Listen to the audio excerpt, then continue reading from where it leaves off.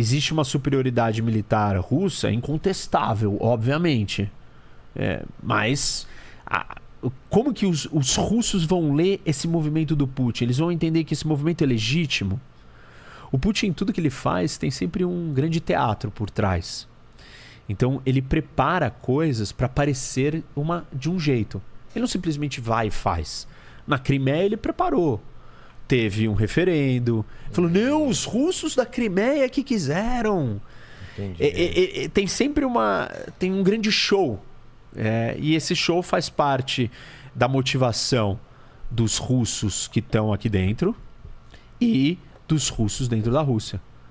Para criar as razões pelas quais ele está fazendo isso. Entendi. E o Ocidente tem falado que ele está preparando, né, ações fictícias para dizer. Muitas das coisas já aconteceram aqui. Ele disse que encontrou uma cova com vários ucranianos russos mortos e que aconteceu um genocídio. Ele disse que os ucranianos atacaram, os ucranianos falaram, nós não vamos atacar. E realmente os ucranianos não vão querer provocar, eles sabem o que está em jogo aqui. Mas aí ele simula uma situação. Eu não sei se ele já está pronto para ir direto para um ataque a Kiev sem simular alguma outra coisa. Pode ser. Pode ser que ele simule alguma coisa muito maior ainda do que a gente já viu até o momento. Um falso ataque aqui na Bielorrússia, por exemplo. False flag, um falso ataque para isso. Para ter a Bielorrússia virou e falou assim, olha, os russos podem ficar aqui quanto tempo eles quiserem. E nesses exercícios militares, em 2014 também aconteceu isso, os russos botaram em alerta, em operação, o seu arsenal nuclear, para dar um recado para o mundo. Eu tenho bombas atômicas, não se metam nessa guerra, ela é minha, e eu vou usar essas armas se eu precisar. Esses países aqui estão desesperados. E agora nós vamos entrar um pouco no campo da conjectura, né? O que vai acontecer e o que pode acontecer. A gente viu esses dias aí os líderes indo falar com Putin. Que não adiantou nada, isso já foi lá atrás. Nós já estamos muito à frente disso. Esse canal já foi explodido de comunicação. Os caras foram lá tentando diplomaticamente... Mas não virou nada. Não aconteceu nada. O que nós estamos agora qual é a retaliação? E a retaliação começou. Já? Já. O quê? Não militar. Qual foi a retaliação? Sanções econômicas. A Europa declarou sanções econômicas e sanções para os membros do parlamento russo, não podem viajar. Bloqueios de bens, bloqueios de contas, bloqueios de recursos.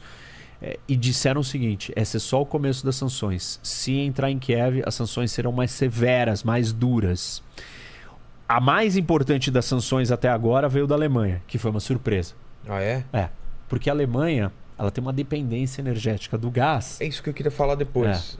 Da Rússia. E a dependência...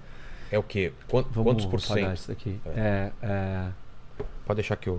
Um quarto de todo o gás de toda a energia da Alemanha vem do gás natural. Um quarto. Então 25% de tudo vem do gás natural. E desses 25%, metade vem da Rússia. Entendi. Então estamos falando de 12%, mais ou menos. De dependência total da Rússia. Como que esse gás chegava na Europa? Primeiro, ele vinha sempre pela Ucrânia.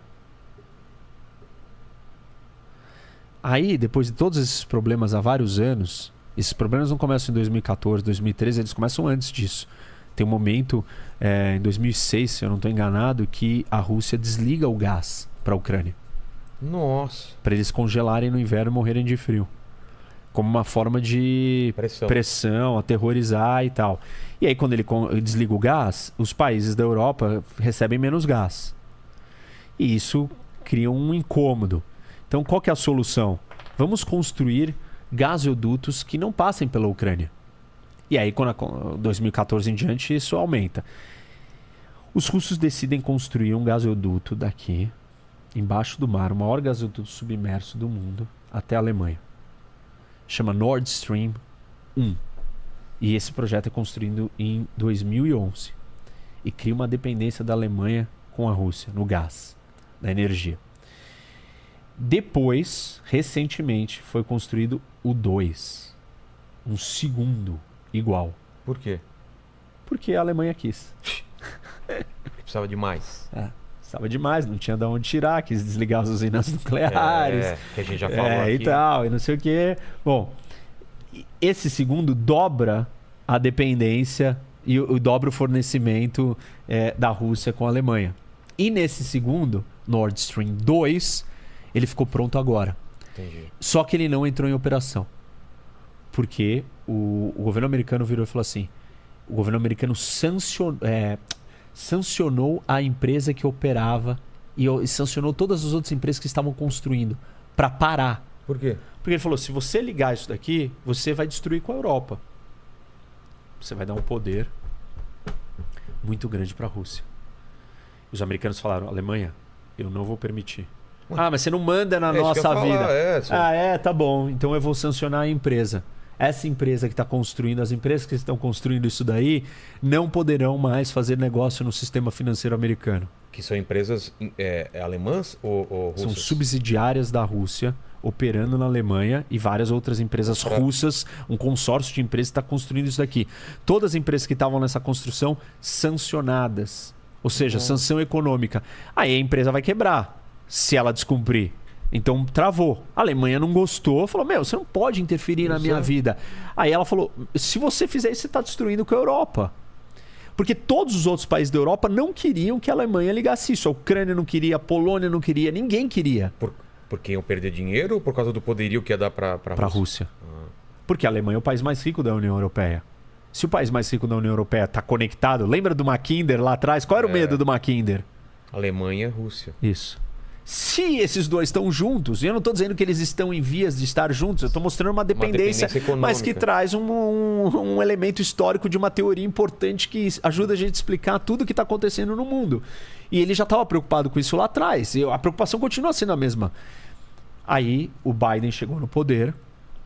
Aliás, esse é um dos poucos assuntos dentro do governo americano que democratas e republicanos concordam. Ah, é? Sancionar e não deixar entrar em operação o Nord Stream 2. E não entrou ainda? Não entrou. Aí o Biden chegou no poder, negociando com a América, falou, tá bom, eu não vou mais sancionar. Pode seguir. Toca aí. Isso recente, bem recente. Terminou de construir, tá pronto. Só faltam as autorizações dos órgãos reguladores para começar a operar. O que acontece? Começa essa história toda. E o que a Alemanha falou ontem? Não ligarei o Nord Stream 2. Isso daqui custou quase 11 bilhões de dólares. Quem bancou foi a Alemanha ou Rússia? Alemanha e Rússia. Mas a Alemanha é que está interessada. Mas perderam e falaram, não vamos ligar. Aí a Polônia aplaudiu, a Ucrânia aplaudiu, todo mundo aplaudiu, falou, ufa, não perdemos a Alemanha para a Rússia. E a Alemanha deu um sinal, claro. E os russos... contavam com essa grana. Então, essa é a parte interessante ou complicada ou difícil de saber. Tá. Será que os russos não sabiam que isso poderia acontecer? Com certeza. Sim, mas, por um outro lado, eles acham o seguinte. A Alemanha não vai fazer isso. Por que a Alemanha não vai fazer isso? Porque se ela desligar o gás agora, ela depende desse gás. O gás vai ficar mais caro para a Alemanha. Se o gás ficar mais caro para a Alemanha, vai ficar mais caro para a Europa toda. E o gás mais caro, com inflação, no inverno... Eu vi, vai de 500 para 2.000, né? Alguma coisa assim. Isso. O Medvedev que falou isso, inclusive. E aí, olha o que interessante, Vilela. A Rússia, por um lado, ela pode ter certeza que isso ia acontecer e falou, já era.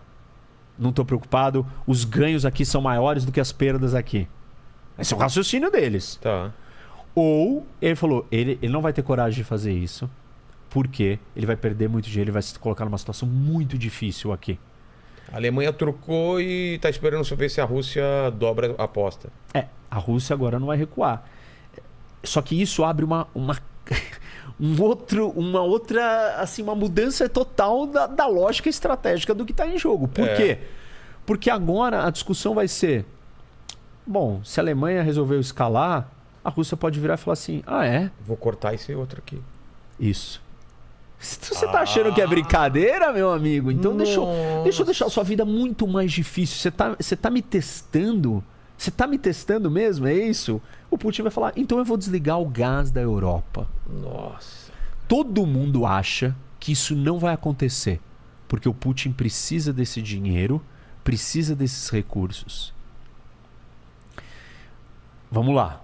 O Putin está se preparando há anos para esse momento. Você acha Como? Que... É. Como que ele está se preparando? Ele sabia que o Ocidente iria trazer sanções econômicas. E aí o que ele fez? Hoje ele tem a quarta maior reserva internacional do mundo. O que é reserva? Dinheiro guardado. Ah, é? É. Mais de 600 bilhões de dólares guardados. Isso é uma reserva muito grande. A quarta maior do mundo. Outra coisa que ele fez. Ele tinha...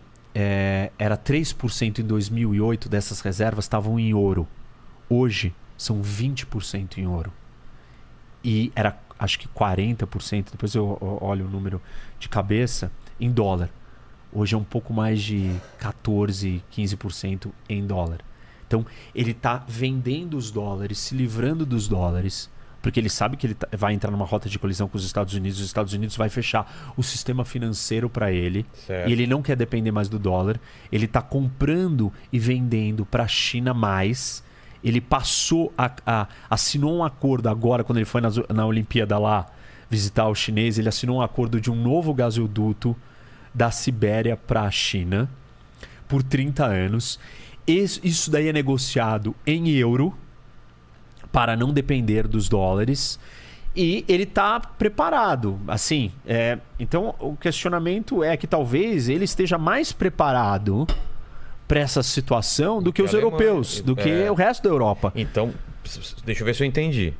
Se ele dá o cheque aqui, o checkmate fala para a Alemanha, vou desligar esse gasoduto aqui, ele tem uma reserva boa para aguentar um tempo e tem a promessa da China de que a China pode ser esse grande... Isso, só que para a China suprir tudo que ele vende para cá, vai demorar. Vai demorar? Não é imediato. Mas ele tem uma bela de uma reserva, ele enxugou a máquina pública. Olha só. Ele está gastando menos. Ele fez um monte de movimentos para se preparar para essa situação. Existe um outro gasoduto aqui, Yamal, que ele vem aqui dessa província, atravessa pela Bielorrússia, Polônia e chega na Alemanha. Esse está aberto. Está aberto. Mas assim, a Europa, no geral, depende do gás. Só que o que o Putin está fazendo nos últimos meses? Independente do conflito com a Ucrânia, ele diminuiu os estoques nos reservatórios que ele tem lá e diminuiu o fornecimento. O gás na Europa, nos últimos meses, explodiu. Olha só, cara. E a Alemanha disse que ela não está interrompendo o Nord Stream 2 só por causa da invasão da Ucrânia. Ela disse que todos os últimos movimentos comerciais e estratégicos em relação ao fornecimento de gás à Europa da Rússia colocam a segurança energética da Europa em perigo e que eles não podem mais depender dos russos. Só que eles vão depender de quem? Você vai ter que trazer gás natural por navio. Nossa. Que é o Liquefy Natural Gas, que é o LNG, né? E o Liquefy, né, a forma líquida desse gás, ela precisa de portos caríssimos. E é uma infraestrutura complexa. Você não tem ela imediata. Não são todos os países da Europa que têm esses portos para receber esses navios. Aí eles podem vir do Catar, podem vir dos Estados Unidos, que é um dos grandes produtores de gás. Então os Estados Unidos podem suprir essa demanda entregando. Agora. Não, ele pode. Pode? Por navio. Mas não é todos os países que têm o acesso do navio. Tá. Vai ser uma situação de desespero para a Europa. E vai ser uma situação de aumento do preço do petróleo e do gás natural para o mundo. Para o mundo inteiro. Que é um aumento do custo de energia. E o aumento do custo de energia tem um impacto gigantesco na inflação. E o mundo já está vivendo alta inflação e uma recessão de volta de pandemia, tentando se libertar.